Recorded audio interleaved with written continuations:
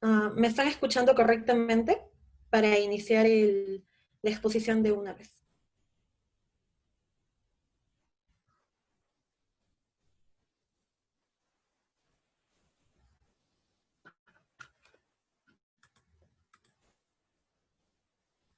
Ya, perfecto.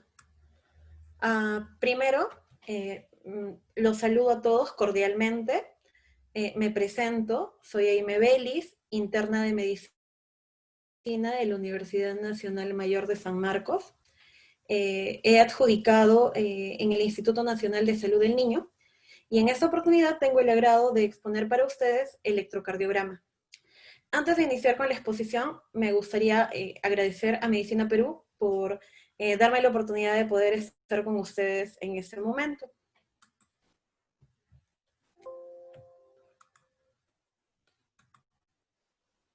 Bien, lo que vamos a ver el día de hoy son algunas definiciones y fundamentos, un poco acerca de la historia del electrocardiograma. Hablaremos de fisiología del sistema de conducción del corazón, que es básico para entender lo que es electrocardiograma. Hablaremos también de las derivaciones, de la colocación de las derivaciones y de la morfología normal del electrocardiograma y la lectura. Bien, esta exposición se ha basado en 3 libros que, si ustedes desean, se los puedo pasar al final de la charla junto con las diapositivas. El primero es Aprenda EKG en un día, que en realidad es un manual bastante sencillo, pero bastante práctico a la vez. Y bueno, dado que el electrocardiograma es un mundo muy amplio, empezar por algo básico es una buena opción. También en el manual del doctor Vélez y en el Dublin, que es uno de los libros más consultados en este tema. Bien, comencemos con la definición y los fundamentos. ¿Qué es el electrocardiograma? Es el registro de los impulsos eléctricos que se generan en el corazón. El corazón va a generar impulsos eléctricos que van a provocar la contracción de los músculos del corazón, lo cual va a derivar en el correcto bombeo de la sangre. Estos impulsos eléctricos, como vamos a ver un poco más adelante, se generan en los marcapasos, de los cuales vamos a hablar un poco, y estos impulsos se van a registrar en el electrocardiograma. En el registro, en las líneas, es el registro de la actividad eléctrica. Pero esas rayitas, como les mencioné, representan el impulso eléctrico. Pero el impulso eléctrico está en realidad registrado en forma de vectores. Vectores que representan tanto la intensidad como la dirección del impulso eléctrico. Entonces, también el electrocardiograma se puede definir como el registro de los vectores del impulso eléctrico que pasan por debajo de un electrodo. El electrodo va a ser una región sensitiva que va a detectar estos vectores. Vamos a ver la definición también más adelante. Y bueno, una tercera definición que podría dejar un poco más claro qué es el electrocardiograma es la representación gráfica del movimiento eléctrico, del vector principal en un punto, un electrodo o una derivación, en función del tiempo. Esta definición la vamos a repetir al terminar toda la exposición, porque a medida que nosotros vayamos hablando de los componentes del electrocardiograma y de otros conceptos, va a ser mejor entendido. Nosotros en esa figura vemos que vemos un electrocardiograma y un corazón. Y bueno, vemos que hay electrodos conectados directamente al corazón que gracias a esos electrodos se va a registrar la actividad eléctrica del corazón. Pero evidentemente, para tomar un electrocardiograma, no necesito abrir el corazón para poner los electrodos. Y eso a lo largo de la historia no fue un paso sencillo. Se tuvo que trabajar bastante acerca de cómo colocar electrodos, cómo poder encontrar puntos o encontrar la física suficiente como para, colocando electrodos al exterior, se puedan registrar los impulsos eléctricos que se producen en el corazón. Y eso lo vamos a ver cuando hablemos un poquito acerca de historia. Un concepto básico para hablar de electrocardiograma es la despolarización y la repolarización de una célula cardíaca. Nosotros de forma general vemos que en las membranas, no solo de los miocitos, sino de las células, de la mayoría de las células del cuerpo, encontramos un estado de reposo cuando no hay actividad eléctrica. Encontramos que en la parte externa de la célula vamos a encontrar cargas principalmente positivas y adentro de la célula vamos a encontrar cargas negativas. Como ven en la primera parte, en la primera fila, se visualiza eso. En la parte exterior positivo, en la parte interior negativo. Y a esto le vamos a llamar estado de reposo. En la siguiente línea, en la siguiente fila, encontramos que hay una variación. Que las cargas negativas que están adentro de la célula van a comenzar a salir. Esto es por intercambio de sodio, potasio y otros electrolitos que van a pasar por la célula. Pero por este intercambio, las cargas van a verse afectadas. Y bueno, cuando las cargas positivas comienzan a salir a la parte exterior de la membrana de la célula, vamos a encontrar que va a haber una diferencia de potencial y en la cual vamos a encontrar que en la parte externa es positiva y en la parte interna es negativa. Esta corriente de cambio en la parte externa de negativo a positivo lo vamos a llamar despolarización. El estado en reposo, donde en la parte externa solamente había cargas positivas, ahora se está convirtiendo en la parte externa en negativa. Vamos a encontrar un estado de despolarización completo en la tercera fila, donde vemos que toda la parte externa es negativa, mientras que la parte interna es positiva, totalmente opuesto al estado de reposo. En la cuarta fila encontramos el comienzo de la repolarización, donde vemos que la célula busca regresar a su estado de reposo para prepararse para otro impulso cardíaco. Vemos que las cargas positivas están regresando a la parte exterior de la célula. Y lo vamos a ver ahí en la dirección opuesta al vector que estamos viendo, al vector azul. Y cuando la repolarización se ha completado, encontramos el mismo estado del inicio, el estado de reposo, que es cuando las cargas han vuelto a su estado basal. Nosotros vamos a encontrar que las direcciones de estos procesos de despolarización y repolarización van a formar vectores. Un vector se caracteriza por tener una fuerza y una dirección. La fuerza la vamos a medir por la cantidad de voltaje y la dirección por el lado al que se dirige. Como les mencioné, los electrodos van a captar estos impulsos eléctricos convertidos en vectores y los van a registrar en el papel. Y los va a registrar mediante los vectores. Cuando un vector de cabeza positiva, de despolarización en este caso, se acerca al electrodo, lo va a registrar como una onda positiva, una onda hacia arriba. Y cuando este vector de cabeza positiva se va a alejar del electrodo, va a representarse en el electrocardiograma hacia abajo. La parte de la cabeza es la parte donde encontramos el signo, en este caso, en el gráfico que les estoy presentando. Y la parte opuesta es la parte de la cola. Eso es un poco para entender acerca de cómo se registra o qué es lo que se está registrando exactamente en estas líneas que a veces son tan complejas de interpretar. Bien, vamos a volver a esto. Si tienen alguna duda, pueden realizarla.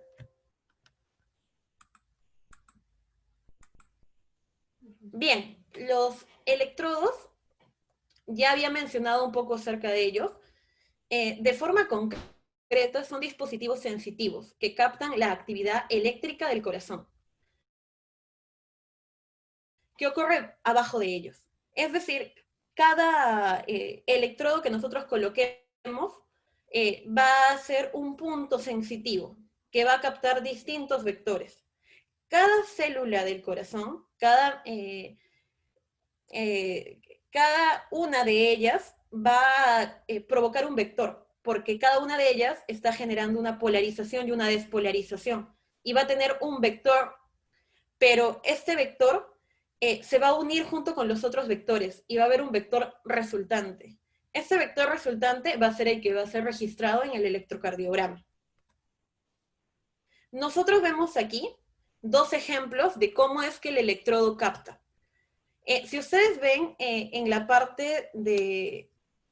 déjenme ver un minuto si puedo señalar.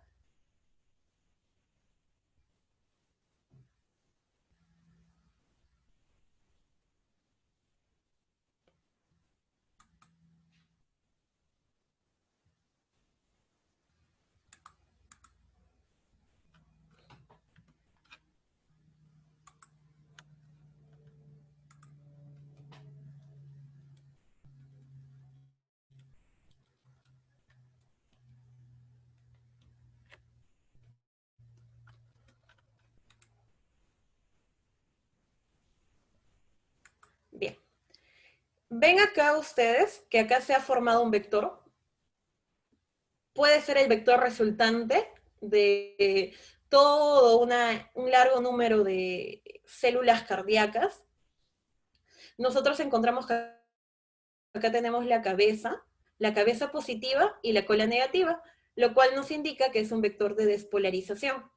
Encontramos que si nosotros colocamos un electrodo que señale la parte de la cola del vector, nosotros vamos a encontrar una onda hacia abajo.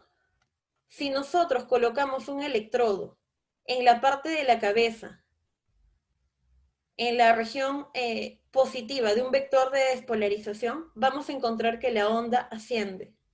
Y si nosotros colocamos un electrodo en la parte central de un vector, vamos a encontrar que por la energía positiva va a haber una onda de ascenso y por la energía negativa va a haber una onda de descenso.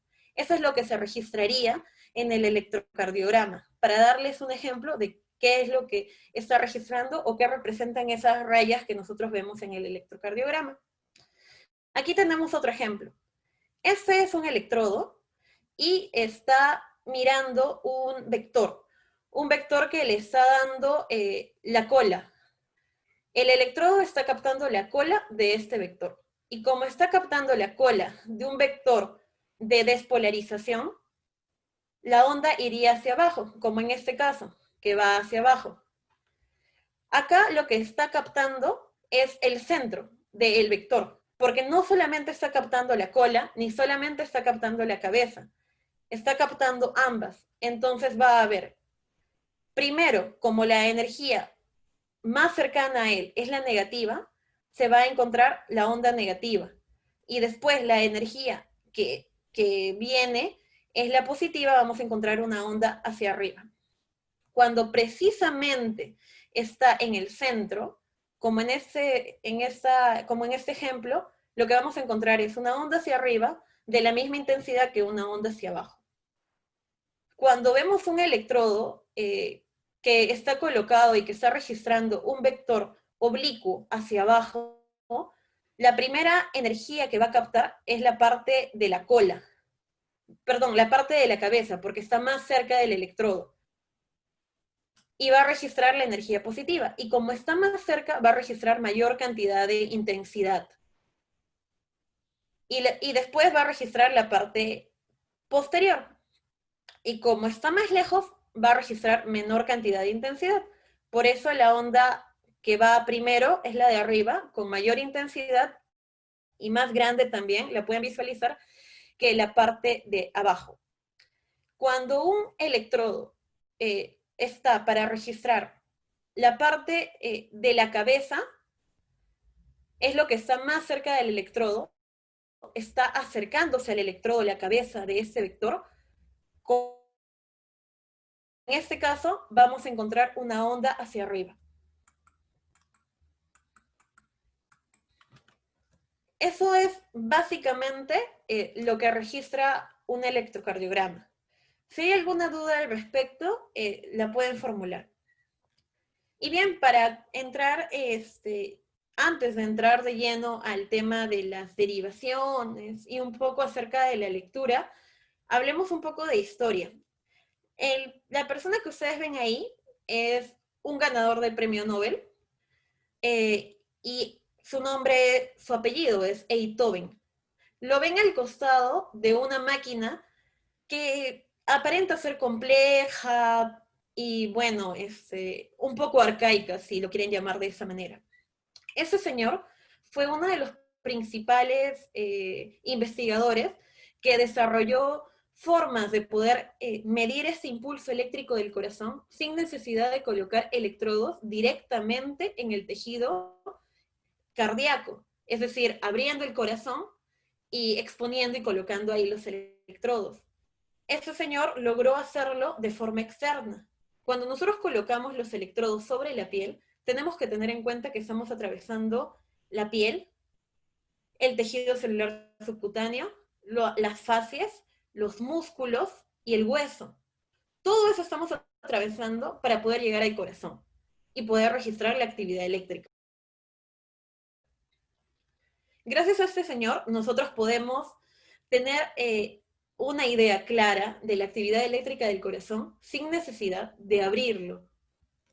La máquina que él comenzó a usar es una máquina como esta.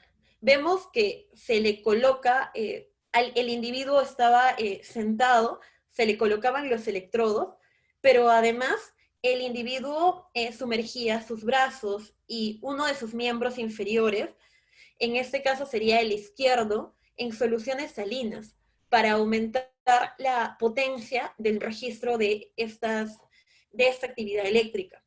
Evidentemente esto ha ido cambiando. Ahora no necesitamos colocar estas soluciones para aumentar porque tenemos equipos que son capaces de registrar por sí solos la actividad eléctrica del corazón, pero sin esto no hubiéramos podido llegar a lo que tenemos ahora. Máquinas como estas, en la época de Einthoven, requerían 5 personas para que puedan ser manejadas, cada quien en su lado. Tenían un peso exorbitante de 275 kilos. Y bueno, evidentemente no era muy práctico, pero es el inicio y la base de lo que nosotros ahora utilizamos como uno de los instrumentos más importantes para el diagnóstico o para conocer simplemente el estado de una persona. Y como hemos dicho, el electrocardiograma registra esta actividad eléctrica del corazón. Entonces, hablemos un poco acerca de la fisiología del sistema de conducción del corazón. Y cuando nosotros queremos entrar, lo primero que nos aparece es el sistema de conducción nodal. Y nosotros tenemos aquí la representación del sistema de conducción nodal. Tenemos como la cabeza de este sistema al nodo sinoauricular o senoauricular, que va a ser el marcapasos más importante, el marcapasos fisiológico, el que debería de funcionar correctamente para que nosotros podamos tener un estado basal normal. Tenemos aquí las vías internodales porque van a estar entre los dos nódulos, el nódulo sinoauricular y el nodo aurículo-ventricular. Estas vías internodales van a conectar estos dos nodos. Nosotros tenemos que acá tener en cuenta que vamos a encontrar a la aurícula y que, bueno, el nombre de los nodos evidentemente hace referencia a la posición anatómica en la que se ubican. El nodo sinoauricular está colocado en el seno de la aurícula y el nodo aurículo-ventricular está colocado entre la aurícula y el ventrículo. Posterior al nodo aurículo-ventricular encontramos el haz de His, que es ese sector que está después del nodo aurículo-ventricular. Este haz de His también va a conducir el impulso eléctrico. Por acá se va a conducir el impulso eléctrico. Se va a originar en el nódulo sinoauricular. Va a viajar por las vías internodales. Va a llegar al nodo aurículo-ventricular, donde va a tener una pausa fisiológica para poder permitir el correcto llenado del ventrículo. Va a descender por el haz de His, se va a dividir en dos, en la rama derecha del haz de His y en la rama izquierda del haz de His. De las ramas del haz de His van a salir unas subramas, que son las fibras de Purkinje, que las encontramos acá. Son varias fibras y que van a rodear principalmente la parte basal del corazón y evidentemente van a completar todo, no solo la parte basal del corazón. Tenemos que la rama izquierda del haz de His también lo podemos dividir entre fascículo posterior izquierdo, fascículo anterior izquierdo, y bueno, todo esto va a ser, como les digo, la representación de por dónde es que viaja y cómo surge el impulso eléctrico del corazón. Y estos son marcapasos. Los marcapasos son los indicadores y los que señalan el impulso, los generadores del impulso eléctrico que va a producir la contracción del corazón. Y ese impulso tiene una regularidad. El nodo sinoauricular va a tener una regularidad de 60 a 100 latidos por minuto, que como ustedes saben, es la frecuencia normal. ¿Qué es lo que pasa cuando este nódulo sinoauricular sufre algún daño? Lo que va a suceder es que las células auriculares van a reemplazar a este nódulo sinoauricular. El corazón, por un sistema de supervivencia y por el sistema de conducción, en ausencia del nódulo sinoauricular, que es el marcapaso fisiológico, el que debería de funcionar, en ausencia de él, va a tener una serie de alternativas que pueden empezar el impulso cardíaco también, pero que van a tener, a medida que nos vamos alejando en el árbol, en el esquema que les he planteado hace unos segundos, una disminución de la frecuencia. Cuando no funciona el nodo sinoauricular, van a funcionar las células auriculares. Pero no va a ser lo mismo. La frecuencia de estas células auriculares va a ser de 55 a 60 latidos por minuto. Como ustedes pueden notarlo, la frecuencia es considerablemente menor a las células auriculares. Y esto se va a poder identificar en el electrocardiograma. ¿Qué pasa si en realidad lo que se ha dañado es toda la aurícula? Es decir, no funciona el nodo sinoauricular ni funcionan las células auriculares. Quien vendría acá a tomar la batuta, a hacer el marcapaso predominante, sería el nódulo aurículo-ventricular. Y este tendría una frecuencia de 45 a 60 latidos por minuto. Cuando nosotros no contamos con ninguno de estos tres, incluso el nódulo aurículo-ventricular se daña, el haz de His es quien toma la batuta, con 40 a 45 latidos por minuto. Y de la misma manera que he venido diciendo, si se malogran estos cuatro, si hay un daño de estos cuatro marcapasos, quien va a tomar la batuta es la rama derecha o la rama izquierda o ambas.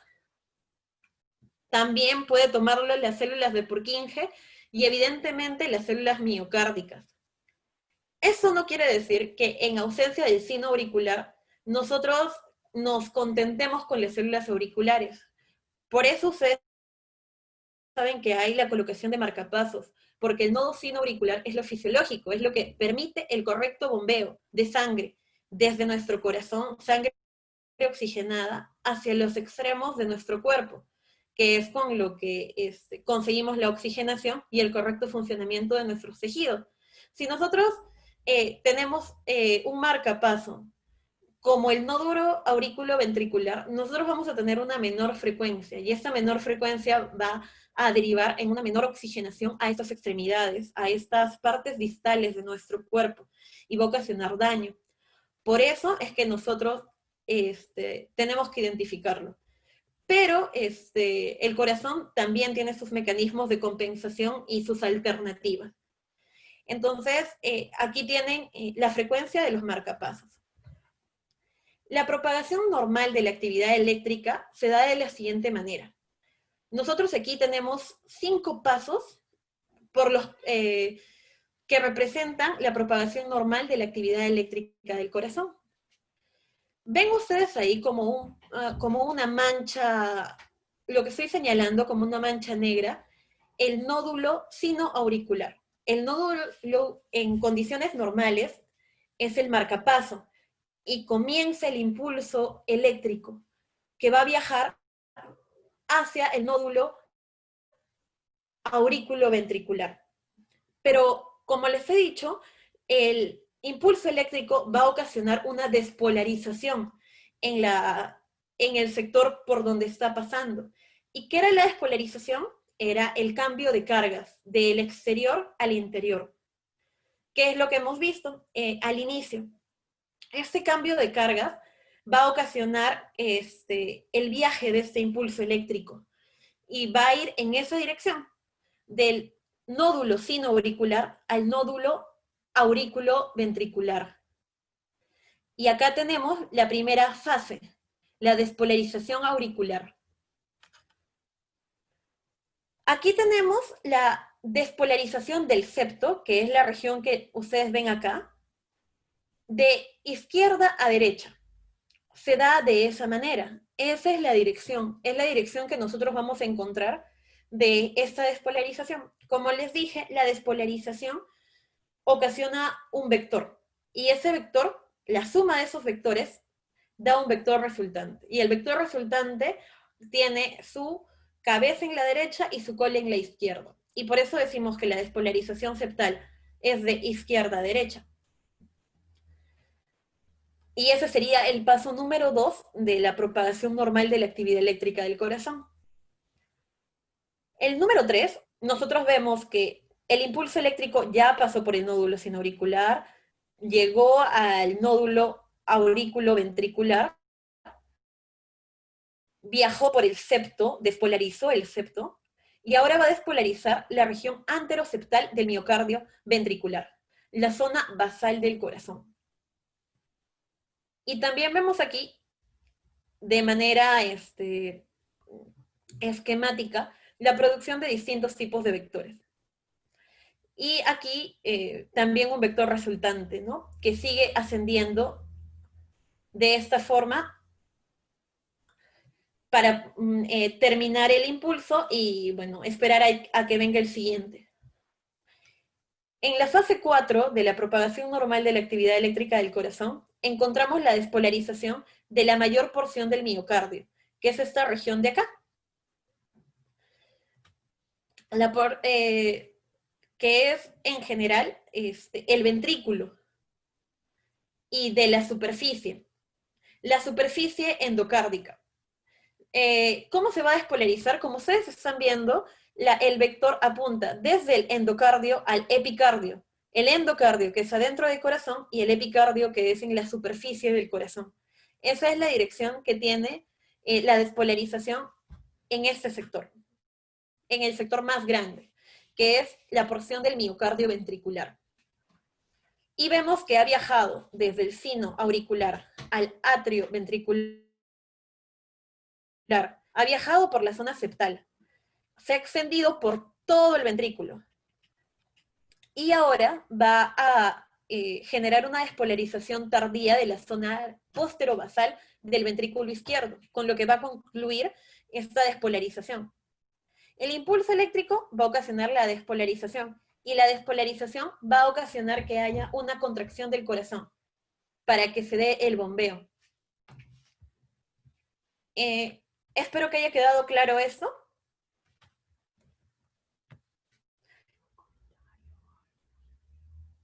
Si alguien tiene algún comentario, alguna observación, alguna pregunta, puede realizarla en el momento que vea conveniente. Lo puede dejar en el chat o puede levantar la mano para que pueda hablar. No hay ningún problema. Antes de hacer una breve pausa de 30 segundos, vamos a hablar del significado clínico. El significado clínico es que cualquier alteración de esa estimulación del tejido especializado, porque los nodos, el nodo sinoauricular, el nodo atrioventricular, son tejidos especializados del corazón para la producción del impulso eléctrico. Cualquier alteración que se dé en esta secuencia va a conducir a alteraciones rítmicas, llamadas arritmias o anormalidades de la conducción, llamados bloqueos cardíacos. Eso es lo que nosotros vamos a traducir del gráfico que nos va a dar el electrocardiograma.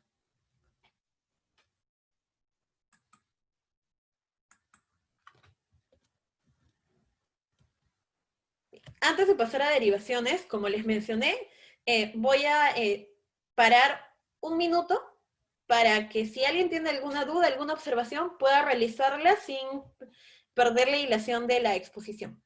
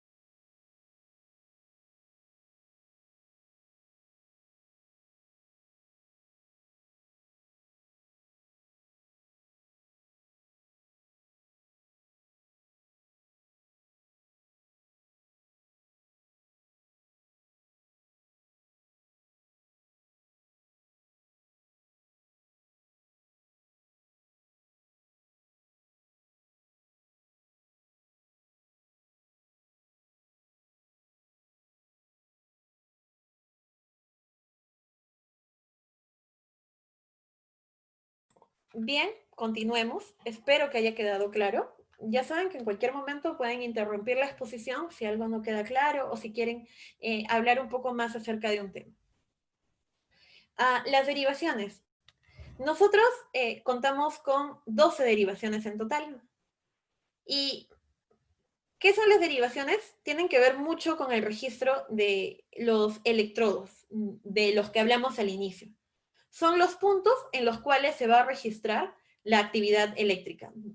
Nosotros cuando sacamos, todos debemos de tener alguna idea, probablemente todos tengamos una idea de la representación completa en el electrocardiograma. Y hemos visto que hay derivación 1, 2, 3, ABR, ABL, ABF, B1, B2, B3, B4, B5, B6.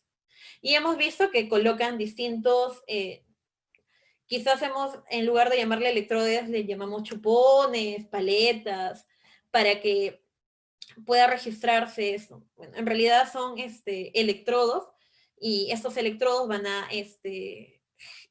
a registrar las derivaciones. Y acá el número total de derivaciones que nosotros vamos a tener es 12. 6 de estas derivaciones van a ser estándares y 6 van a ser precordiales. Las estándares son las derivaciones que van a registrar y que van a dividir al corazón o lo van a representar en un plano frontal, mientras que las derivaciones precordiales lo van a representar en un plano transversal. Lo vamos a ver en un gráfico para que quede más claro. Las 6 derivaciones estándares son B1, B2, B3, ABR, ABL y ABF. Vamos a hablar de cada una, así que no se preocupen si es que simplemente les parecen números al azar. Pero sí tener una idea general. La idea general es que existen 12 derivaciones, 6 estándar, 6 precordiales. De las estándar tenemos dos tipos. 3 que son derivaciones bipolares y 3 que son derivaciones aumentadas. Acá es 3, evidentemente hubo un error. Son 3 acá, no 6. Las 3 derivaciones bipolares es 1, 2 y 3 en números romanos, así se representa. Y las 3 derivaciones aumentadas son la AVR, AVL y AVF. A de aumentada, B de voltaje, R de derecha, de brazo derecho, L de brazo izquierdo y F de pierna izquierda. Por la inicial de sus nombres en inglés. Y si no les quedó claro, acá hay un mapa que nos puede orientarnos mejor. 12 derivaciones en total, 6 estándares, 6 precordiales. Las precordiales B1, B2, B3, B4, B5, B6. Las estándares, dos tipos, unipolares y bipolares. Las unipolares también se llamaban aumentadas, así se las presenté hace un momento. Y ahí tenemos la aumentada del brazo derecho, la aumentada del brazo izquierdo, la aumentada de la pierna, las bipolares, que se van a formar por la unión de los puntos que nosotros vamos a colocar, de los electrodos que nosotros vamos a colocar en las extremidades, y que, bueno, es 1, 2 y 3, y lo vamos a ver en un triángulo que les voy a mostrar en la siguiente diapositiva, que por cierto recibe el nombre de la persona que les presenté también en la parte de historia, Einthoven, el triángulo de Einthoven, muy conocido ese triángulo. Y es ese que está acá, es el triangulito de acá. Ese triangulito encierra al corazón y se provoca por las derivaciones del brazo derecho, brazo izquierdo y la pierna. Pierna izquierda siempre se toma como referencia. Entonces, entre los electrodos del brazo derecho y el brazo izquierdo encontramos la derivación 1. Entre el brazo izquierdo y la pierna izquierda encontramos la derivación 3. Y entre el brazo derecho y la pierna izquierda encontramos la derivación 2. Por eso se llaman bipolares, porque aquí vienen dos polos. El polo del electrodo del brazo derecho de la pierna izquierda, o de la pierna izquierda y el brazo izquierdo, o del brazo derecho y el brazo izquierdo. Las unipolares aquí también van a estar representadas por los electrodos. Más adelante hablaremos de la colocación correcta de los electrodos, pero nosotros vamos a colocar un electrodo en el brazo derecho. Ahí se va a formar la derivación aumentada del brazo derecho, o AVD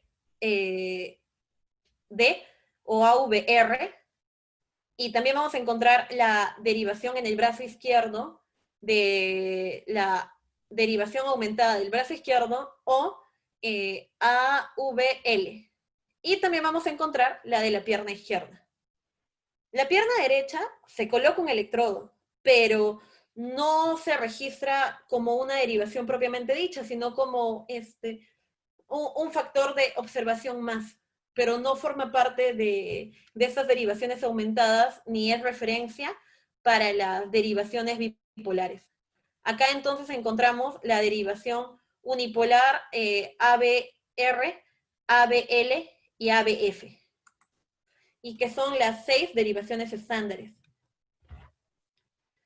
La derivación estándar, como les mencioné hace unos segundos, va a registrar la región frontal del corazón.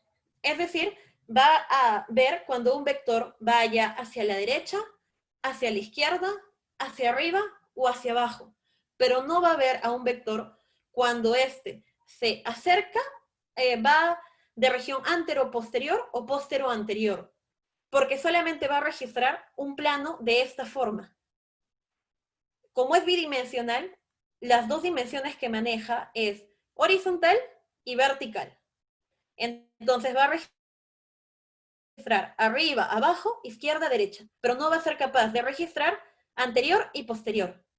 Esas son las derivaciones estándares. Las derivaciones estándares son la ABR, la ABL, la ABF, la B1, la derivación 1, la derivación 2 y la derivación 3.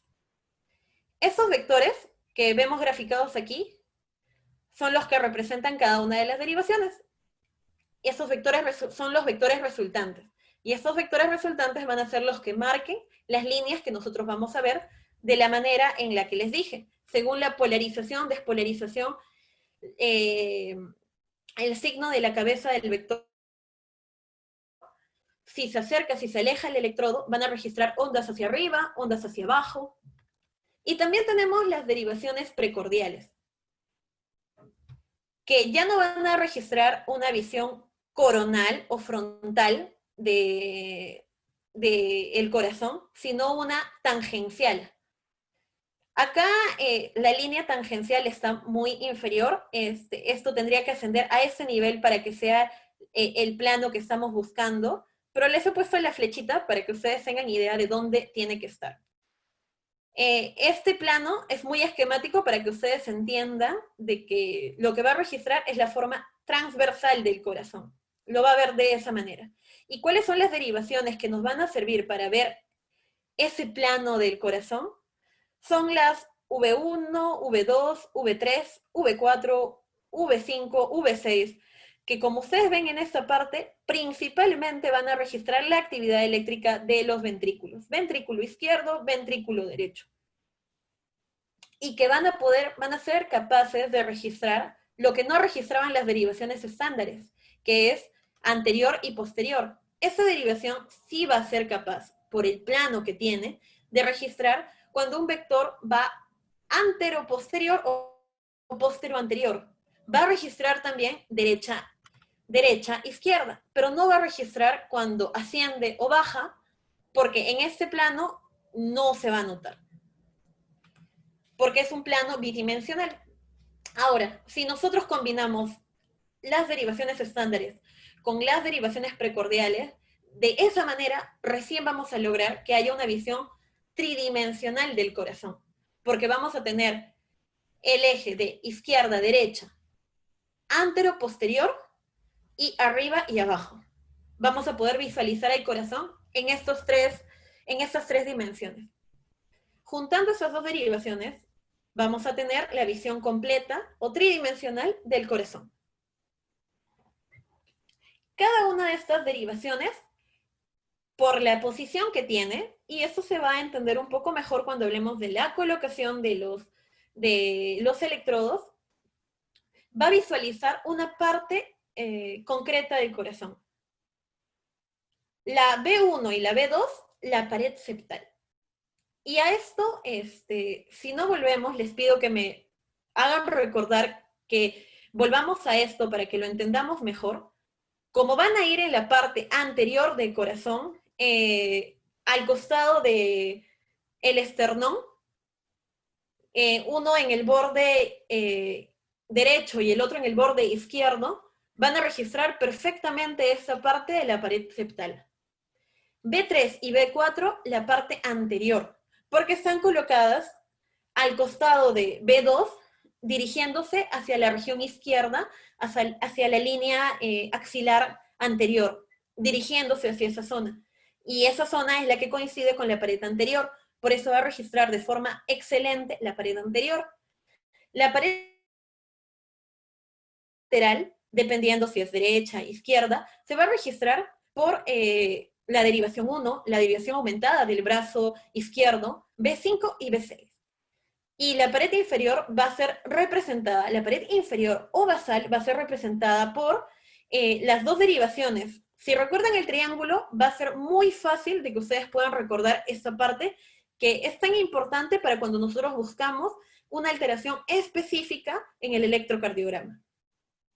¿Quiénes van a, qué derivaciones van a ser para, importantes para nosotros visualizar la actividad eléctrica de la parte inferior? Es la derivación 2 y la derivación 3. Y la derivación aumentada de la pierna izquierda. Si ustedes recuerdan el triángulo de Einthoven, que es el que mostré aquí, en las derivaciones estándares, ustedes tienen que acá darse cuenta que en el mediastino, a nivel central, encontramos el corazón. Entonces, nosotros cuando queremos visualizar la parte lateral del corazón, vamos a ir a buscar esta derivación. Esta derivación va a ser la que vea mejor la parte lateral del corazón. Y evidentemente, si yo quiero ver la base, no la voy a buscar en la derivación 1, porque es el opuesto a esta derivación. La tengo que buscar en las derivaciones que observen esta parte. ¿Y cuáles son esas derivaciones? La derivación 2 y la derivación 3. Si yo quiero ver el ápice del corazón, no podría buscar la derivación 3. Tendría que buscar las otras derivaciones, principalmente la derivación 1, para poder verla correctamente, o con ayuda de las derivaciones aumentadas y las derivaciones precordiales. Pero dependiendo de la zona del corazón en la que yo vea una alteración, o en la que yo crea que hay una alteración, voy a buscar eso en el electrocardiograma, o de forma inversa. Cuando yo vea que una derivación está registrada de forma anormal y he verificado que la colocación de electrodos y todos los factores que tenemos que revisar a la hora de tomar un electrocardiograma están correctos, lo que tenemos que ver es que una parte del corazón está funcionando mal. Entonces, de acuerdo a qué derivaciones son las que se están registrando anormalmente, yo voy a poder saber la localización que se encuentra dañada. Bien, ¿alguna pregunta hasta aquí?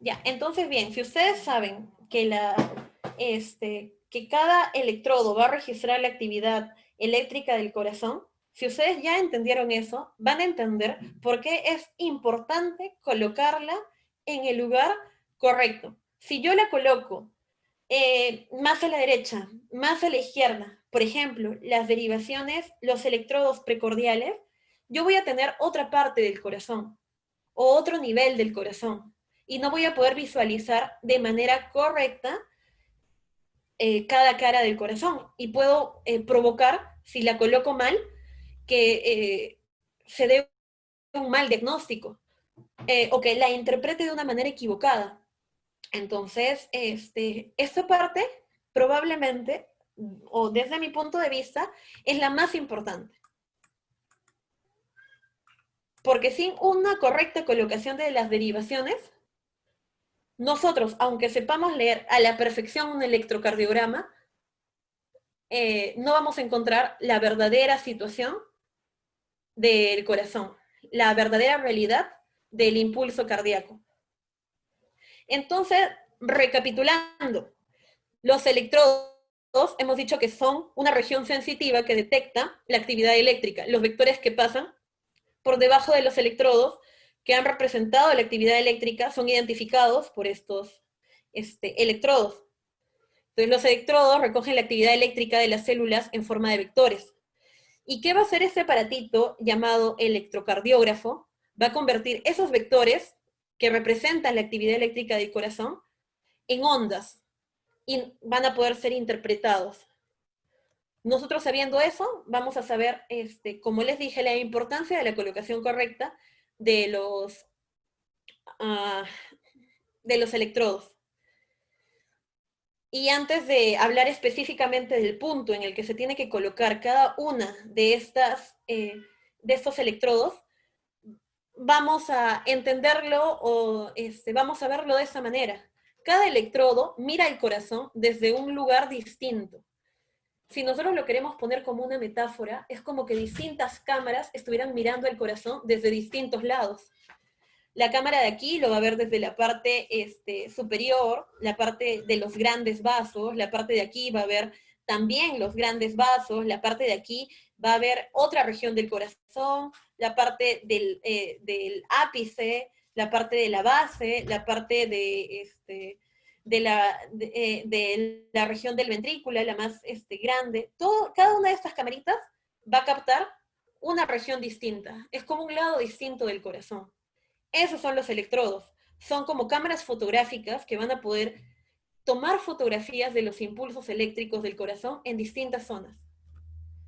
Y bueno, esa metáfora está en uno de los libros que les mostré al inicio y que les voy a volver a mostrar al final, y que si ustedes quieren, lo pueden solicitar. Me solicitan el libro y yo les paso junto con las diapositivas.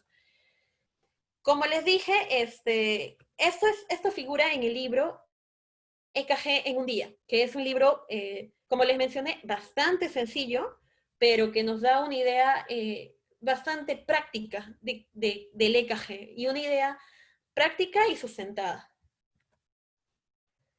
Aquí tenemos las derivaciones en las extremidades. Nosotros vamos a colocar electrodos en el brazo derecho, brazo izquierdo, pierna derecha, pierna izquierda. Y normalmente no lo vamos a encontrar como BD, BI, PD, PI. Lo vamos a encontrar por sus siglas en inglés. Es probable que en lugar de brazo derecho haya una R, en lugar de brazo izquierdo haya una L, en lugar de pierna derecha haya una RF, y en lugar de una pierna izquierda haya una LF. Y eso va a venir registrado en esas paletitas que se colocan a nivel de las muñecas o a nivel de los tobillos para que nosotros no nos confundamos. El color, si bien es una forma de orientación, yo hasta ahora no he visto un electrocardiógrafo que no tenga señalizado estas partes. Entonces, más que acordarse de colores, acuérdense de sus siglas en inglés, porque es como van a aparecer en esas paletitas que se colocan. Más adelante he buscado un video que lo muestra en forma real, porque como este tipo de cursos virtuales no permite una demostración presencial, la forma más adecuada de que ustedes puedan entender la correcta colocación es mediante un video que también puede servir de una forma bastante útil a que ustedes entiendan cómo es la colocación de estos electrodos. Como ustedes ven ahí, se coloca, las derivaciones de las extremidades son las más simples. Simplemente se coloca en el brazo, en la muñeca y en el tobillo del miembro registrado, del miembro que figura. Lo más importante sería recordar simplemente sus siglas en inglés. Es el único trabajo que podríamos tener. Después de todo eso, tras la colocación del gel para la mayor, para aumentar la sensibilización del electrodo, es suficiente solamente con eso. Pero ¿qué pasa? No sé si quizás se están preguntando, ¿qué pasa si se coloca en el tobillo y en la muñeca? ¿Qué pasa si un paciente es amputado? Si no tiene un miembro inferior o si tiene un muñón, le han hecho una amputación a nivel de la rodilla, antes de la rodilla, depende de la lesión que tenga. ¿Cómo puedo colocar? ¿Ya no puedo tomar un electrocardiograma? ¿O es que hay alguna alternativa? La alternativa a esto es colocar en el punto más distal de la extremidad afectada. Es decir, si yo tengo una persona que es amputado del brazo y tiene un pequeño muñón, coloco en la parte distal del muñón, dejando 2 a 3 dedos desde el punto inferior del muñón. ¿Para qué? Para que pueda ser registrado correctamente. La alteración que se va a dar por eso es mínima, no es significativa, y registra muy bien la actividad eléctrica de estos pacientes. Así que, en realidad, que venga un paciente amputado no representa una limitación en la colocación de estos electrodos y menos en el registro de su impulso eléctrico. También tenemos las derivaciones precordiales. Y las derivaciones precordiales son quizás las que nos provocan más complicaciones a la hora de colocar estos electrodos. El V1 se coloca, como figura aquí en la descripción, en el cuarto espacio intercostal, en el borde external derecho. Entonces, yo tengo que identificar bien los espacios intercostales para poder llegar al cuarto espacio intercostal, buscar el borde external derecho y colocar ahí el electrodo. Coloco el gel sobre mi electrodo y lo registro en esa zona. Normalmente los electrodos en esta zona tienen como un globo en la parte, en la región externa, está el electrodo y está un globo superior. Tengo que desinflar el globo, colocarle el gel, acercarlo al pecho del paciente en el punto exacto, desinflar el globo y el electrodo se va a quedar colocado ahí. Para un mayor entendimiento, está el video que les voy a presentar a continuación. Pero es importante que desde ahora ya vayan fijando. El electrodo B1 es a nivel del cuarto espacio intercostal en el borde external derecho.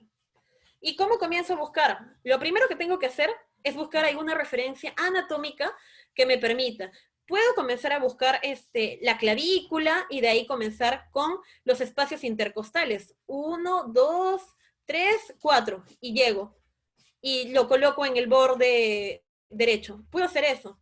O puedo tomar alguna referencia anatómica. Una referencia anatómica bastante usada en esta parte es la del ángulo de Lewis. El ángulo de Lewis es la referencia anatómica principal. Y bueno, esta referencia es porque hay una prominencia en esta región donde se une el manubrio esternal con el cuerpo del esternón.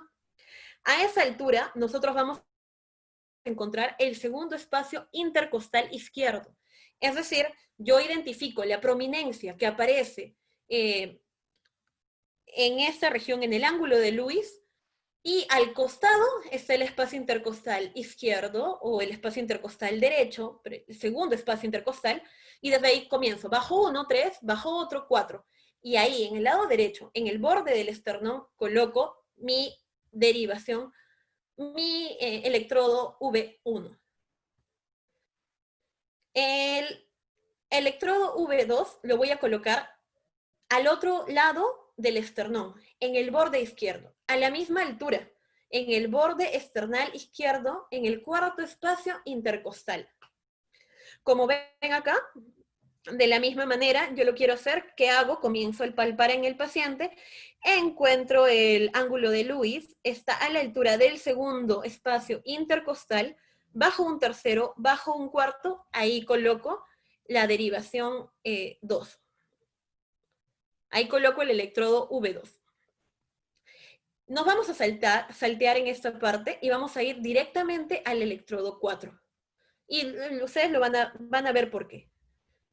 Al V4. Entonces, acá tenemos que tener como referencia también los espacios intercostales. Aquí descendemos 1, pero tenemos que darnos cuenta que los espacios intercostales van descendiendo, así que mucho cuidado con que crean que es a la misma altura. Normalmente es en la región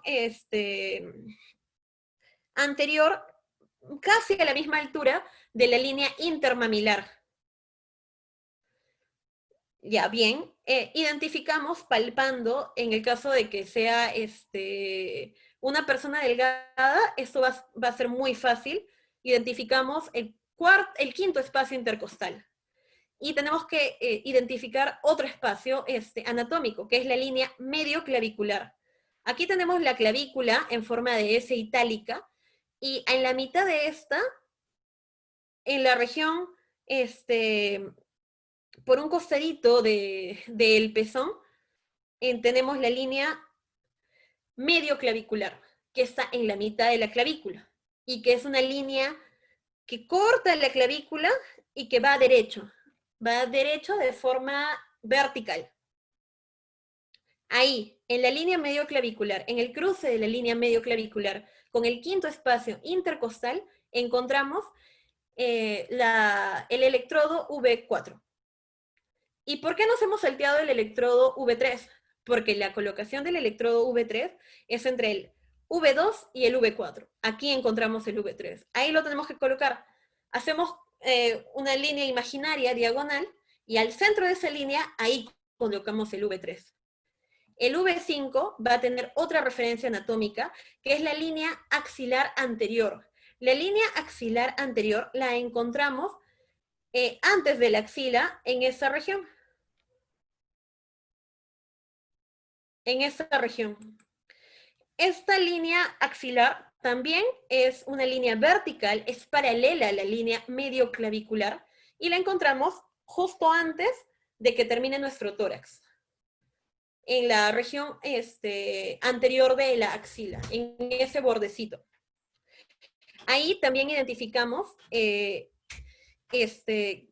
la correspondencia del espacio intercostal, el mismo espacio intercostal, el quinto espacio intercostal, para registrar el B5, o a la misma altura del B4. El B6 también puede ser tomado como punto, ya no un espacio intercostal, sino la misma altura del B4, pero en la línea medio axilar. La línea medio axilar es paralela a la línea medio clavicular y a la línea axilar anterior, y va a ser exactamente el centro de nuestra axila de forma vertical, descendiendo una línea recta. Ahí se va a colocar el B6. Y ahí vamos a tener todas nuestras derivaciones precordiales colocadas. Usualmente las derivaciones que son mal colocadas son las derivaciones precordiales. Algunos lo colocan en el segundo espacio intercostal, muy arriba o muy abajo. Y dado que el corazón, cuando está en su posición correcta, está en el mediastino, inclinado un poco hacia la izquierda, y nosotros colocamos más arriba, nosotros lo que vamos a hacer es visualizar otro ángulo. Es como que todas las cámaras que les mostré al inicio ya no estuvieran apuntando a todo el corazón, sino solamente a la región de arriba. Entonces yo no voy a poder visualizar adecuadamente el registro del impulso cardíaco. Entonces tener muy en cuenta eso, recordar esta referencia anatómica, que es muy simple, el ángulo de Lewis entre el manubrio y el cuerpo del esternón, para nosotros poder hacerlo correctamente. Entonces, ahora los voy a dejar con un video.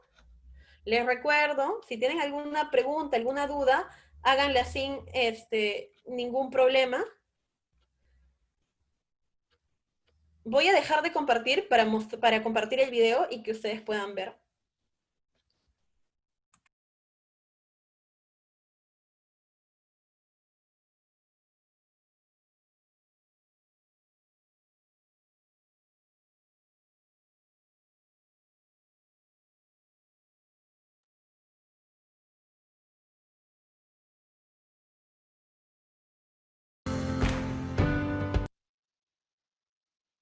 Por favor, me avisan si es que no se está visualizando correctamente o si no se está escuchando.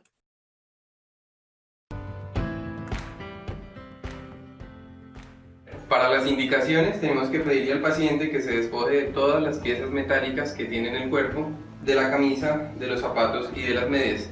Y previamente tenemos que preguntarle al paciente si él tiene algún implante metálico. Esto para colocar un filtro a la hora de tomar el electrocardiograma. Bueno, ya ahora el paciente se procede a retirarse todas sus piezas metálicas, igualmente la camisa, los zapatos y las medias. Ahora le indicamos que por favor se recueste para realizar la toma del electrocardiograma.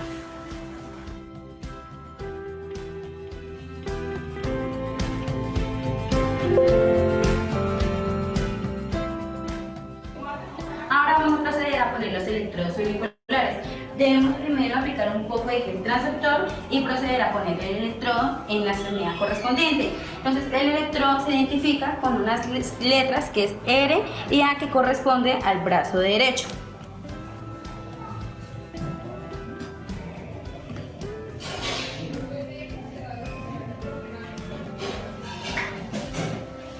El siguiente electrodo se identifica con LA, que corresponde al brazo izquierdo.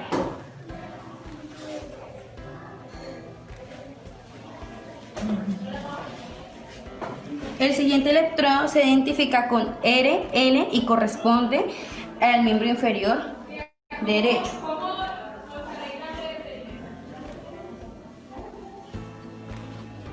Y el siguiente electrodo se identifica con LL y corresponde al miembro inferior izquierdo.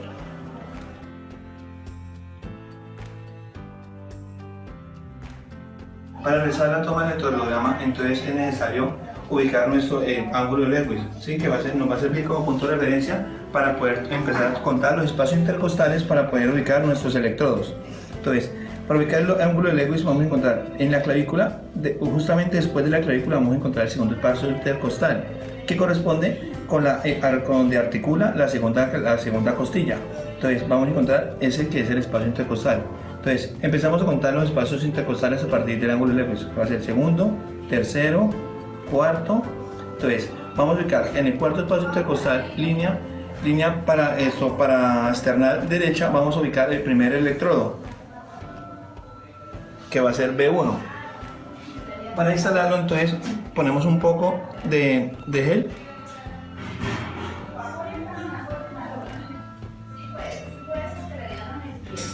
Listo. Ahora, para instalar el segundo electrodo lo vamos a instalar igualmente en el cuarto espacio intercostal, ¿sí? Línea para external izquierda. El B2.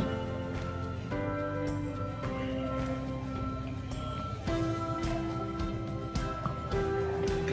Ahora, para instalar el tercero, primordialmente tenemos que instalar el cuarto para posteriormente instalar el tercer electrodo. Entonces, ¿dónde vamos a instalar el cuarto electrodo? El cuarto electrodo lo vamos a instalar en el quinto espacio intercostal, ¿sí? Línea medio clavicular. Entonces, tomamos como todo por referencia la clavícula y por la línea media, ¿sí? Medio clavicular y en el quinto espacio intercostal. Entonces, ¿qué va a hacer? Estamos en el cuarto espacio intercostal, inmediatamente después vamos a encontrar el quinto espacio intercostal, línea medio clavicular.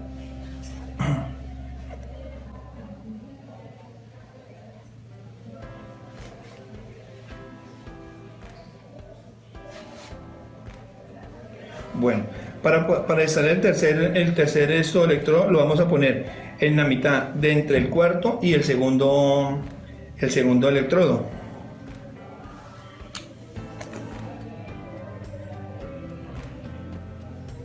El B3.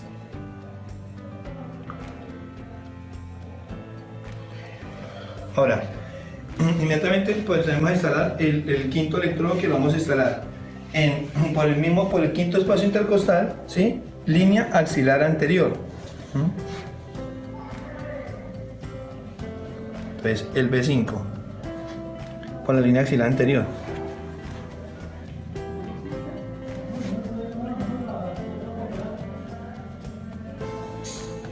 Y procedemos a instalar el B6, que va a ser por el mismo quinto espacio intercostal, pero línea axilar media.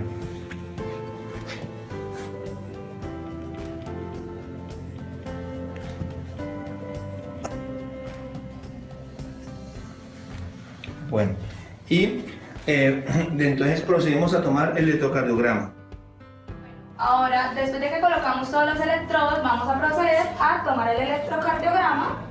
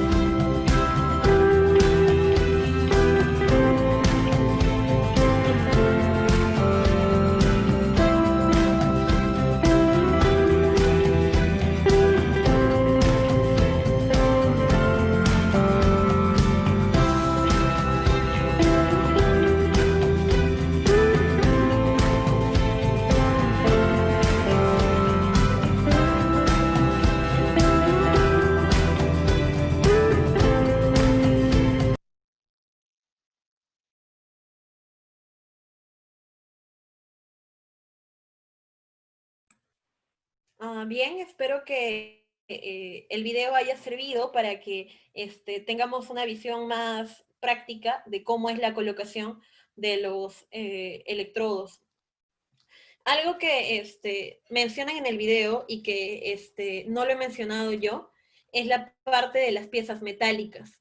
Como los electrodos van a registrar la actividad eléctrica, cualquier cosa que pueda alterar esa actividad eléctrica, como la presencia de otro dispositivo eléctrico, como la presencia de objetos metálicos, va a alterar esta conducción, va a alterar porque, como les dije, es la suma de vectores. Entonces, si hay algo metálico, va a alterar estos vectores o va a agregar vectores. Entonces, va a generar un mal registro de la conducción eléctrica. Entonces, tener en cuenta esto, tener en cuenta siempre que el paciente no tenga relojes metálicos, piercings, aretes metálicos, o consultarle, señor, ¿usted tiene algún tipo de implante? De repente, tiene... ha sufrido alguna fractura y han tenido que sujetarla con una pieza metálica, o de repente en la zona de los dientes, de repente tiene algún tipo de implante que yo tengo que registrarlo. Evidentemente, si es un implante, no se lo voy a sacar para tomar un electrocardiograma, pero sí lo puedo registrar. Lo puedo registrar para que la persona que lea, o cuando yo lea, recuerde la presencia de ese objeto y pueda saber por qué es que probablemente no salga normal, como siempre, porque hay un artefacto que está interrumpiendo la actividad eléctrica. He querido detener el video en esta zona, en esta parte, para que ustedes puedan ver en la parte superior izquierda, arriba del I1, que dice 10 milímetros sobre MB. Eso téngalo presente porque lo vamos a mencionar más adelante cuando hablemos acerca de la lectura del electrocardiograma. También tengan en cuenta en la región inferior, abajo de la derivación 3, que dice velocidad 25 mm por s, 25 milímetros por segundo. Ese es otro parámetro que nosotros vamos a tener en cuenta y que es muy importante a la hora de tomar un electrocardiograma y de representarlo, porque van a ser como las referencias. Y en la parte, al costado de la derivación 2, de donde dice 2 en romanos, nosotros vamos a encontrar como una U invertida recta. Esta U invertida recta nos va a servir también para ver la estandarización de el electrocardiograma. Bien, voy a volver a compartir las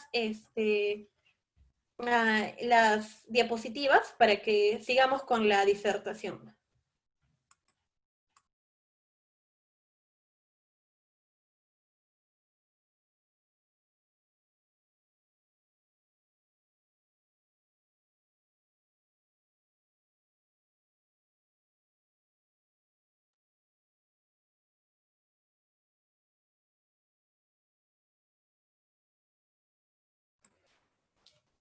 Bien, en cualquier momento, como les mencioné, pueden manifestarse de cualquier forma, haciendo una pregunta, haciendo alguna observación o compartiendo alguna experiencia que ustedes hayan tenido respecto al tema. Ya, bien, ahora vamos a pasar a hablar acerca de la morfología normal del electrocardiograma y vamos a hablar acerca de la lectura del electrocardiograma. Ahora que nosotros sabemos qué es lo que se registra, vamos a analizar cada una de esas partes del gráfico, cada una de esas rayitas que aparecen sobre esta hojita. Esta hojita es el papel milimetrado en el cual se van a registrar las líneas, las ondas, los segmentos que representan la actividad eléctrica del corazón. Nosotros vamos a ver de forma detallada que nosotros tenemos aquí cuadrados pequeños y cuadrados grandes. Los cuadrados pequeñitos están dentro de un cuadrado grande. ¿Cuántos cuadrados pequeñitos hay dentro de cada cuadrado grande? Hay 5. 5 por 5, 25 en total. Y ese es el papel del electrocardiograma. ¿Recuerdan que paré en el video y que hice notar que decía 25 mm por segundo? Esa es la velocidad en la que usualmente están estandarizados los electrocardiogramas. Pero hay formas de modificar eso. Así que siempre tenemos que estar atentos a esto, porque los cardiólogos podrían haberlo cambiado para que puedan visualizar de mejor manera el impulso eléctrico de una zona en específico. Si no está en 25 milímetros por segundo, la velocidad en la que corre el electrocardiograma, las ondas, lo que va a pasar es que me va a generar un registro que va a figurar como anormal, porque está corriendo a una velocidad más rápida o más lenta, y va a estar todo más extendido o más corto. Y de acuerdo a la amplitud que tenga, por ejemplo, el complejo QRS, nosotros tenemos ciertas patologías en complejo QRS ancho, en complejo QRS estrecho, o nos dan distintos signos de la clínica de un paciente. Entonces, podemos cometer un error si nosotros no verificamos que la velocidad sea 25 milímetros por segundo.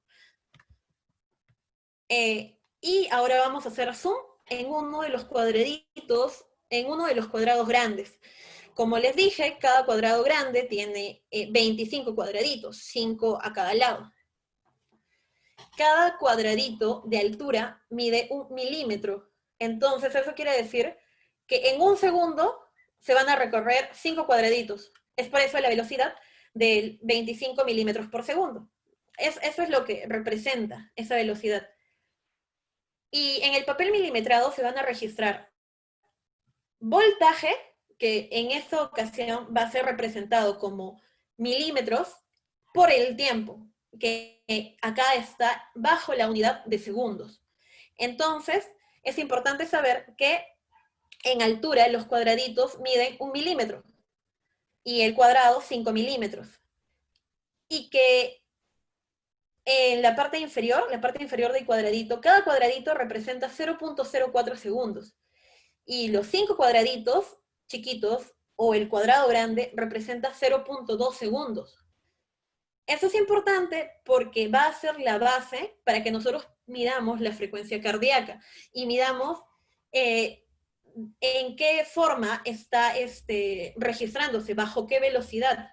Y acá tenemos las equivalencias en la parte inferior derecha. 1 milímetro es equivalente, 1 milímetro visto desde el plano horizontal, es equivalente a 0.04 segundos. 2, 0.08, 3, 0.012, y de esa manera hasta llegar a 5 cuadraditos con 0.2 segundos. Y si yo junto 5 cuadraditos, recién voy a tener 1 segundo. Entonces tengo que ser consciente de eso también. Que de aquí a aquí se registra 1 segundo del impulso cardíaco. De la variación que ha tenido el voltaje respecto al tiempo. Y ya bien a la parte más popular del electrocardiograma, la morfología de las ondas del EKG o ESG. Tenemos la onda P, que va a representar la despolarización auricular. Como les dije, la despolarización tiene que ver con el cambio de cargas. Este cambio de cargas va a ocasionar que haya una contracción del músculo del corazón. La onda P va a representar eso, la despolarización auricular. Volvamos un ratito a esa parte para que lo recordemos bien.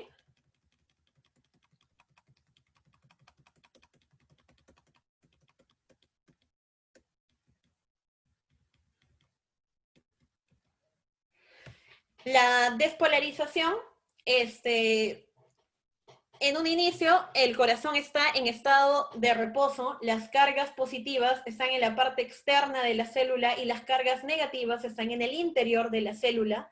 La actividad eléctrica, el impulso eléctrico ocasiona que haya un cambio de carga y que las cargas negativas, las cargas positivas comiencen a entrar adentro de la célula y que quede como resultado que en la parte externa de la célula haya cargas negativas y en la parte interna haya positivas. A eso llamamos despolarización. Cuando la despolarización está completa, vamos a encontrar que todas las cargas negativas están, bueno, que las cargas positivas han entrado y que ha quedado como resultado cargas negativas afuera y cargas positivas adentro. Esa es la despolarización, y la despolarización sigue un sentido. En este caso, el sentido de la despolarización es desde aquí hasta aquí. Se está despolarizando, y esto va a ir aumentando. La despolarización va a ir aumentando, y van a ir avanzando para el sentido que dibuja la flecha. Como les dije, el vector de despolarización es un vector que tiene en la cabeza el signo positivo y que es principalmente el que se registra en el electrocardiograma. Entonces, ahora que ya tenemos, que hemos recordado bien esto, que la despolarización implica que las cargas positivas hayan entrado al interior de la membrana y que hayan convertido el interior de la célula en positivo y el exterior en negativo. Ahora sí, volvamos a la comprensión de lo que estábamos hablando.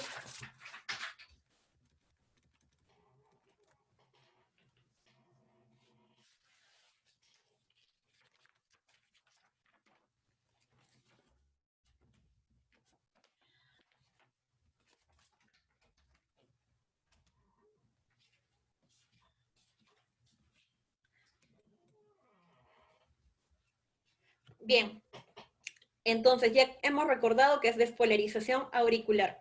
La despolarización se da en esta parte, en la aurícula. La aurícula se despolariza, es decir, sus cargas positivas han ingresado a la célula y ha convertido, ha cambiado la carga de la membrana, y esto ha generado la contracción. Eso se registra mediante la onda P, y la vemos acá. La onda P es muy importante porque, como ustedes saben, como hemos hablado, el marcapaso fisiológico es el nódulo seno auricular. Entonces, la onda P va a estar reflejando el buen funcionamiento de esta parte del seno, del nódulo sinoauricular. Después va a venir el complejo QRS, muy conocido también y muy estudiado, que va a representar la despolarización ventricular. De la misma manera que las cargas han cambiado en el aurícula, van a cambiar en el ventrículo, y ese cambio va a ocasionar la contracción del ventrículo para que la sangre pueda ser bombeada a todo el cuerpo. Esa despolarización va a ser representada mediante el complejo QRS. El segmento CT o la onda T van a representar la repolarización ventricular. La repolarización ventricular es el retorno a la situación inicial de la célula, es decir, el retorno a que en la parte externa estén las cargas positivas y en la parte interna las negativas. Acá tenemos de una forma más amplia, se mencionan un montón los segmentos, y a veces los segmentos nos causan cierta complicación porque no siguen la misma lógica todos los segmentos. El segmento PR, por ejemplo, el segmento PR comienza al final de la onda P y termina al inicio del complejo QRS. El intervalo PR, que es distinto, va a comenzar al inicio de la onda P y va a concluir al final, al inicio del complejo QRS. Importante recordar que el complejo QRS comienza aquí y termina acá. No aquí y no acá, sino en esta región y en esa región. Las líneas que están acá, en el mismo, digamos que sin ondas, sin ascenso ni descenso, se llaman isoeléctricas, porque están registrando una carga, una misma actividad eléctrica. Recordemos, no es lo mismo intervalo que segmento. El segmento ST empieza cuando termina el complejo QRS y termina antes de que comience la onda T. El intervalo QT, del que se habla ahora y que se habla bastante por la medicación que se le da a los pacientes con COVID o que se les dio en un inicio. ¿Qué es lo que miran los médicos cuando nos hablan de un alargamiento de este intervalo? Miran esto, el inicio del complejo QRS y el final de la onda T. Eso es lo que están mirando. Onda P, despolarización auricular. Complejo QRS, despolarización ventricular. La despolarización produce la contracción. Contracción, sístole. Por eso todo esto es la sístole. La repolarización es el regreso al estado de reposo del corazón. ¿Qué implica una relajación? Relajación, diástole. Por eso lo dividimos así. Aquí tenemos dos impulsos y tenemos dos R's. Este es un intervalo muy importante, el intervalo RR. El intervalo RR lo vamos a tener en cuenta para cuando hablamos de la frecuencia cardíaca. Y no es más que la distancia que hay entre una R, el pico de la R, y el otro, el pico del siguiente latido.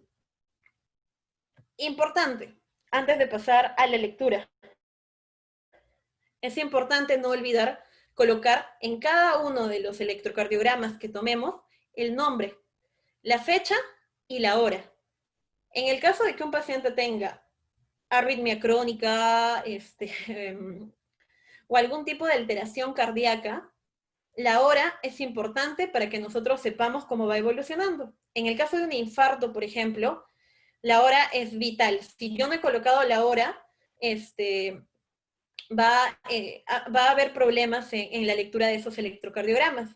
O verificar que la haya, porque hay la mayoría del electrocardiógrafo cuenta con la hora, a la hora que automáticamente registra la hora. Pero en todo caso, verificar que sea la hora correcta y que figure ahí, porque a veces se desconfigura y hay un problema. Fecha, hora y nombre del paciente. Cama o algo que se utilice para identificar al paciente. De preferencia el nombre, porque es lo más certero. He visto casos donde ha habido cambio de camas y se registró solo el número de camas. Entonces quedó la duda de a quién le pertenecía cada electrocardiograma, cada registro. Entonces, de preferencia, colocar nombre. Adicionalmente, se pueden colocar otros datos para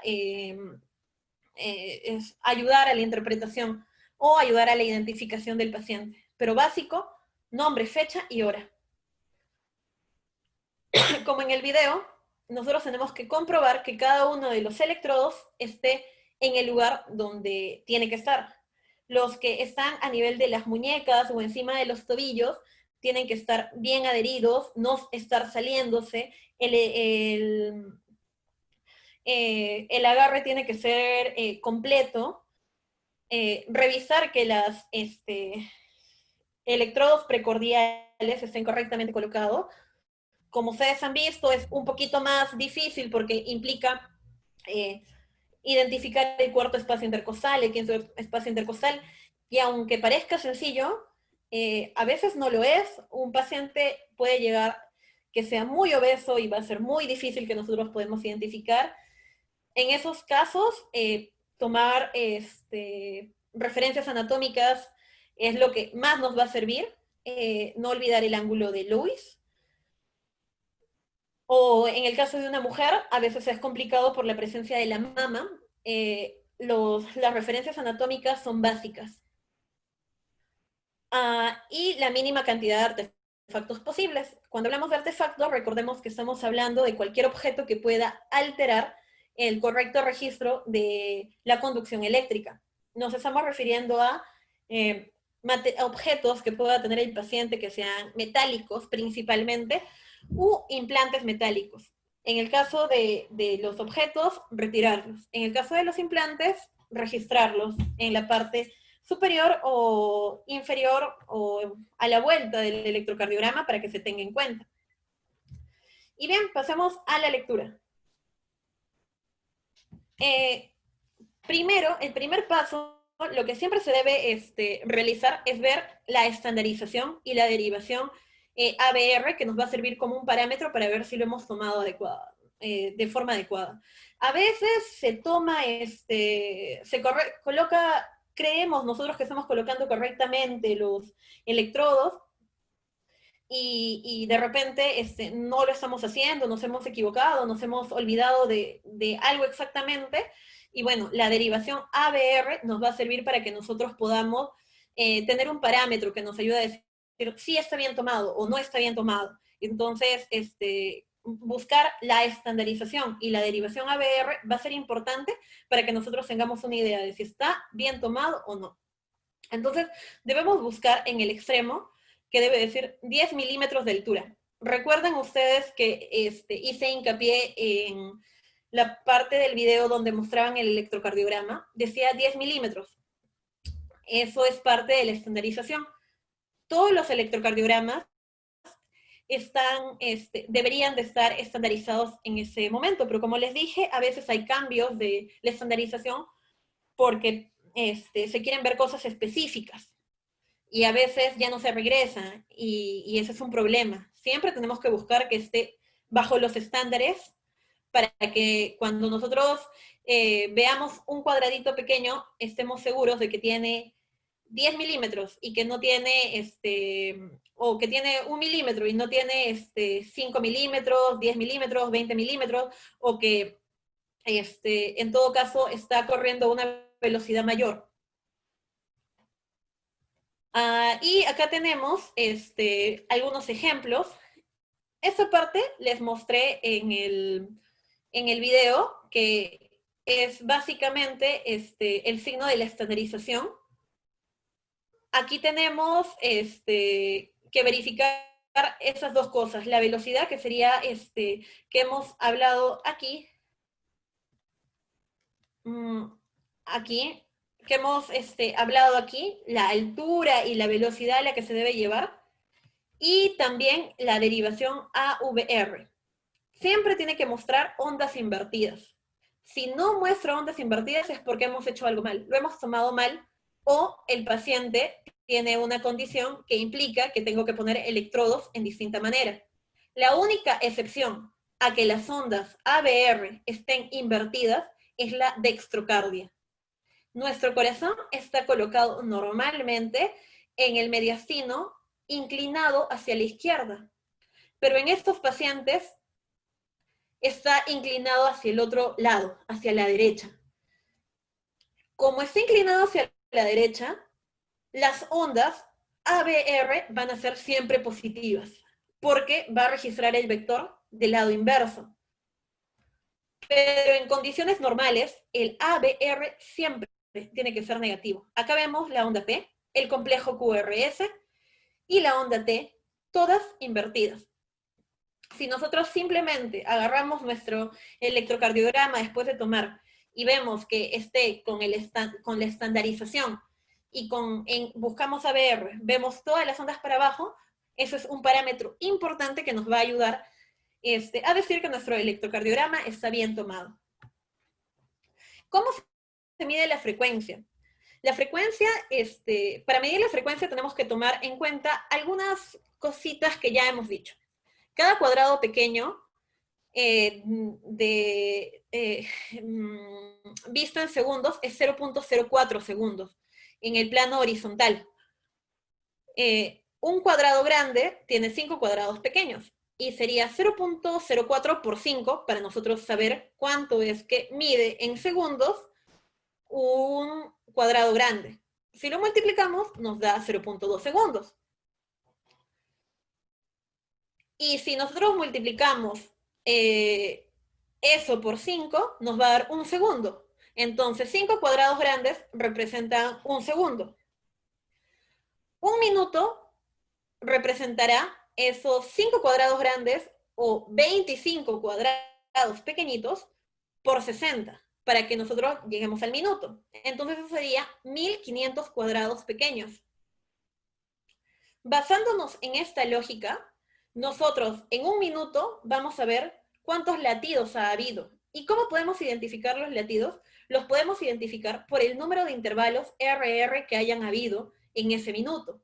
Entonces, ¿quiénes representan un minuto? 1500 cuadraditos pequeños, entre el número de intervalos RR, que serían los latidos.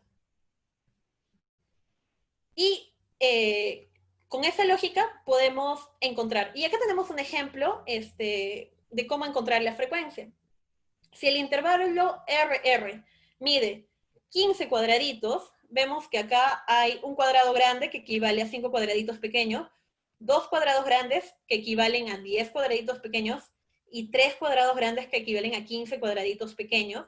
Aquí vamos a tener en cuenta, como estamos utilizando 1500, vamos a tener en cuenta los cuadraditos pequeños, que serían 15. Entre 15 sería 100. Esto sirve siempre y cuando el ritmo sea regular. Porque ¿qué pasaría si yo tengo un RR del tamaño de 15 cuadraditos y otro RR de tamaño de 20 cuadraditos? Si yo tomo como referencia el de 20, me va a salir una frecuencia. Y si tomo el de 15, me va a salir otra frecuencia.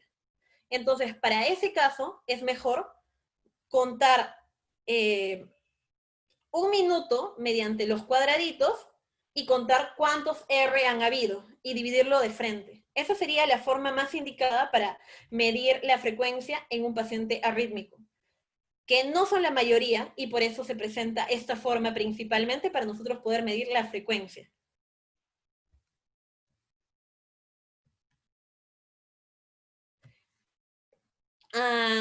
Bien, otra cosa que se tiene que ver, aparte de la estandarización y de la frecuencia, como mínimo, es el ritmo. El ritmo puede ser sinusal, como hemos visto, del seno auricular, o puede ser aurículo-ventricular, o puede ser de las de His o de las fibras de Purkinje, dependiendo si ha habido alguna alteración en los nódulos anteriores.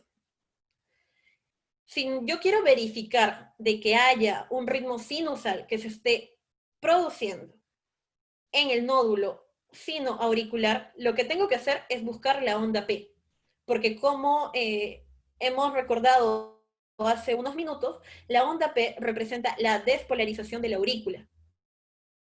Entonces, si hay despolarización de la aurícula, es porque el impulso eléctrico ha comenzado en ese nódulo sinusal, o por lo menos está muy abajo, o está abajito de eso.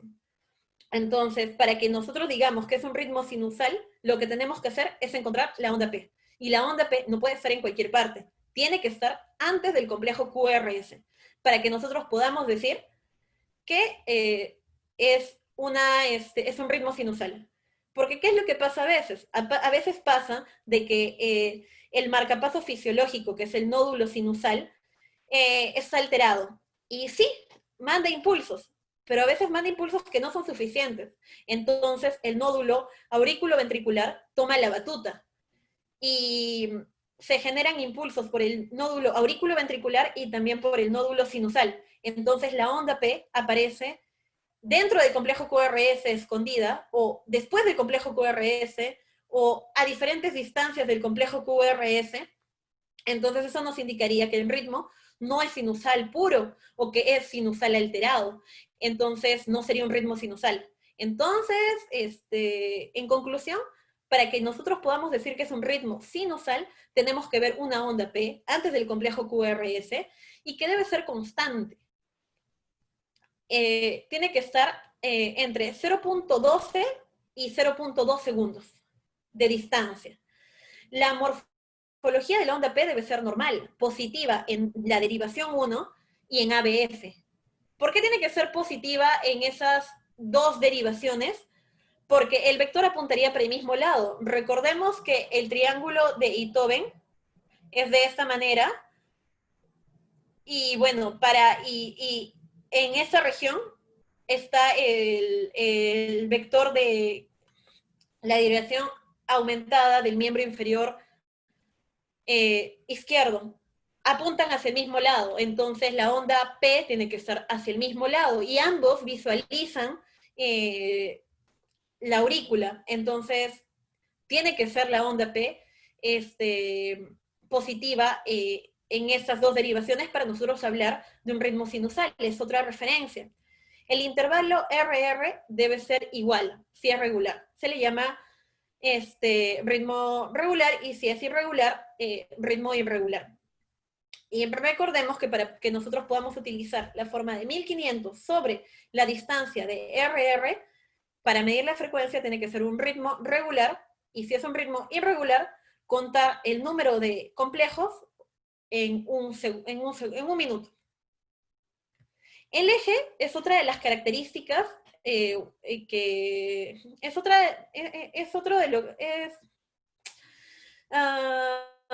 otro factor derivado de los vectores. ¿Hacia dónde está el vector resultante del corazón? ¿Hacia la derecha, hacia la izquierda, en posición normal? El eje nos va a servir para nosotros identificar de forma general hacia dónde está el impulso eléctrico. Y para ello nosotros tenemos que ver la derivación 1 y la derivación aumentada en el miembro inferior para el eje eléctrico del corazón. Y acá tenemos una forma sencilla de cómo interpretar. Hay muchas formas, y de hecho las pueden ver ya no en EKG en un día, sino en el Dublin. ¿Cuántas formas hay de identificar el eje y cómo es que sale el eje fisiológicamente y siguiendo la lógica de los vectores? Pero eso es de forma concreta, como para que ustedes puedan tener una idea bastante cercana, sin necesidad de complicarnos mucho. Acá nosotros tenemos un complejo en la derivación 1 y en la derivación ABF. Ese es el eje normal. ¿Y cuáles son las características? Nosotros vemos que aquí está hacia arriba, aquí el complejo QRS está hacia abajo, y acá está hacia arriba. Para una desviación del eje a la derecha, nosotros tenemos que encontrar el complejo QRS hacia abajo y la derivación 1. Y en el ABF, hacia arriba. Eso es lo que tenemos que ver. Y si nosotros queremos identificar una desviación del eje hacia la izquierda, vamos a encontrar que en el ABF vamos a encontrar invertido. Y el complejo QRS. Y en la derivación 1, normal. Repito, por si no se me ha entendido, nosotros vamos a fijarnos en dos derivaciones, en los complejos de dos derivaciones, nada más, en la derivación 1 y en la derivación ABF.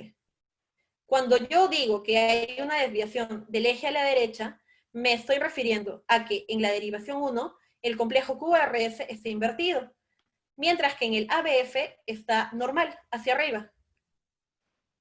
Y cuando la derivación es a la izquierda, en la derivación 1 va a estar normal, y en la derivación ABF va a estar invertido hacia abajo. Bien, eso sería lo elemental del electrocardiograma. Nosotros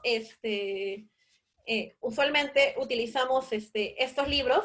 Como les dije, este es un libro que no debería de ser para estudiarlo completamente, sino simplemente que sirva de referencia como un acercamiento inicial, porque es bastante básico, pero al ser bastante básico también es bastante práctico y bastante entendible. Este manual del Dr. Vélez y el Dublin, que es el que generalmente se consulta más y que está explicado desde una forma más amplia y didáctica también, para ser sincera. Pero está un poco más amplio. Ese es bastante corto, por eso se llama EKG en un día. Si ustedes están interesados en cualquiera de los 3 libros, de forma absolutamente espontánea, solicítenlo y se los voy a mandar a los representantes, a los señores de la organización, junto con las diapositivas. No hay ningún problema.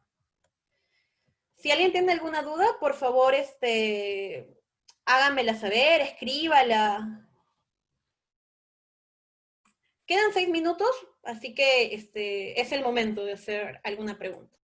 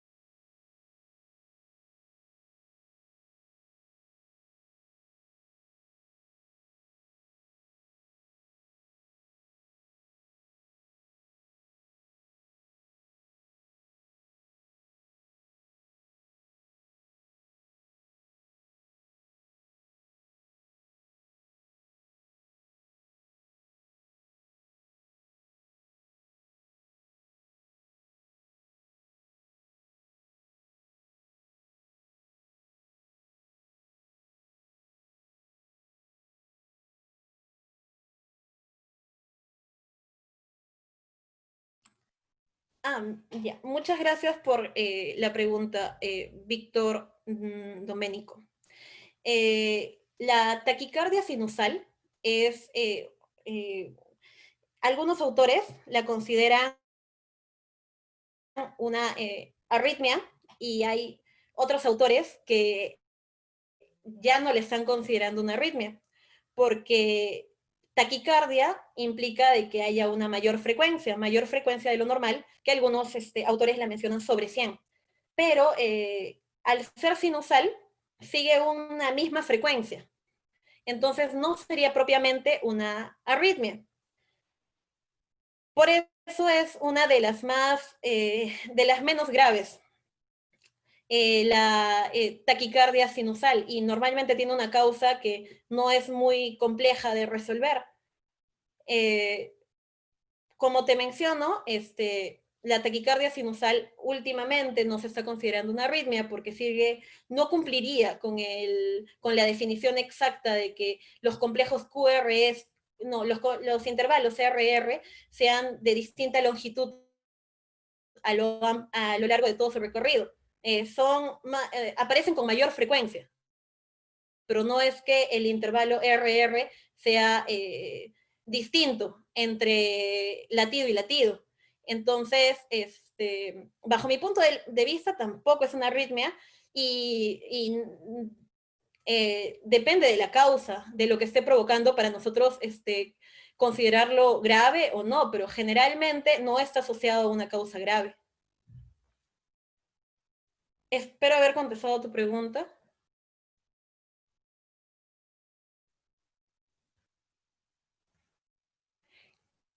Claro. Eh, Víctor menciona, he tomado algunos casos de que algunas personas toman betabloqueantes cuando le diagnostican taquicardia sinusal. La mayoría dice que es por ansiedad. Claro, la ansiedad es una causa de taquicardia sinusal, pero habría que ver la causa de la ansiedad. Si la causa de la ansiedad es psicógena, es la que usualmente todos conocen como preocupación excesiva, estoy nervioso y por eso es que mis latidos han aumentado. Pero no siempre es así. Por ejemplo, podría estar un hipertiroidismo que esté provocando una taquicardia sinusal. Entonces, en ese caso tendríamos que ir a la causa de la taquicardia sinusal, para nosotros hablar acerca de la gravedad o no. En el caso de los hipertiroideos o de los ansiosos por causa psicógena, en trastornos de ansiedad, se les da algunas veces betabloqueantes, o cuando una persona incluso que no presenta un trastorno de ansiedad, eh, eh, va a someterse a un estrés agudo. A veces he visto que algunos psiquiatras recomiendan el uso de betabloqueantes dependiendo de las características del paciente para que disminuya su frecuencia cardíaca y eso haga de que tenga un factor menos que le impulsa la ansiedad, se les da, pero o sea, el uso de betabloqueantes sería eh, eh, meramente parecido asintomático, no sería parte de la causa del problema. Como te digo, la taquicardia sinusal habría que estudiar por qué es el que se está dando. La ansiedad no es la única causa de taquicardia sinusal.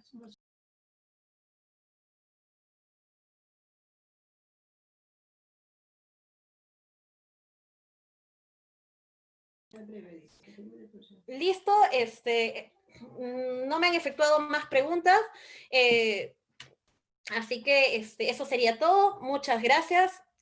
Doy paso a la siguiente ponencia para que puedan entrar a la siguiente ponencia.